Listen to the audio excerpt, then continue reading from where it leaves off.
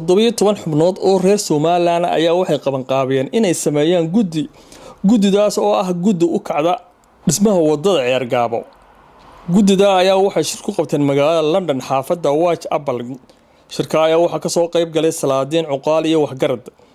Shirka oo lagaga hadlay sidii dhammaan qurbajooga reer Somaliland ay uga qayb qaadan lahaayeen dhismaha wadadaas oo aanay waxba uga hakran. Shirkii sidoo u dhacayna waa kan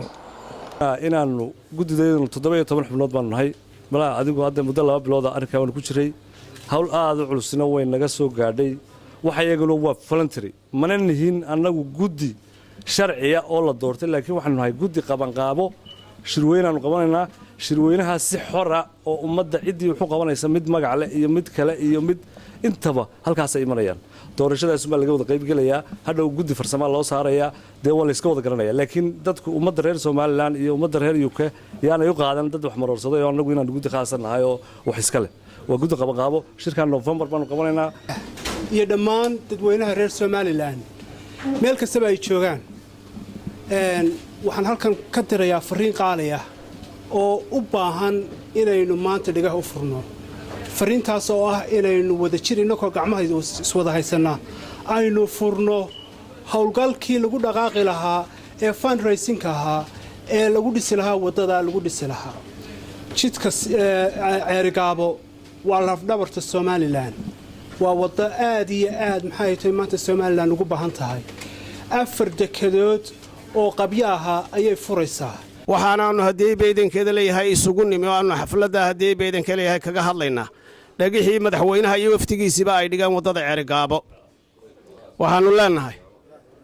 nin baa yidhi baa la yidhi ninkii reerkeena wax kala hadhow qoodhaayo xeradaaba jabtay haddaynu nahay Somaliland waxa aynu leenahay wadadaa iyo wadada Oodweyne oo iyana ka horeysay oo iyana dawladdu ballan qaaday inay dhamayso labadaa wadaba haddaynu nahay shacabka Somaliland inaynu u kacno oo aynu haddii beedankeeda leeyahay shilinka jeebkeena ku jira aynu u hurno Cusmaan iyo Umar iyo Ali mid kastaaba wuxuu lahaa waqfi buu lahaa sadaqa jaariya isagoo janno loogu bishaareeyay waxyaabo cajiibka markaad akhridaan waqfiga waxa kamid ah aan la yaabay Dimashq ayaa nin wuxuu ka sameeyay markuu arkay waqfi dadku inay wada sameysteen nin guri sameeyay nin wada sameeyay iyo nin dhakhtar sameeyay iyo nin sameeyay ayuu wuxuu fakirayo meel yar oo bisada wax lagu siiyo sameeyay 800 sano dhisneed meeshii oo subaxii bisadu inta ku soo kalaan magaalada wax ka cunaan wadadani waa wada aynu in badan u baahanayn in badanna aynu sugaynay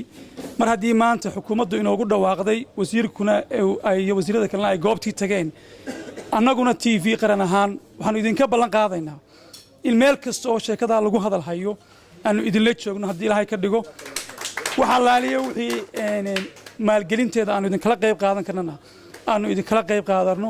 anaguna shakhsiyan aan noqdo qofka ugu horeeyay UK haddii qofun contribution bixiyo inaan contribution ka qaato gobolka Sanaag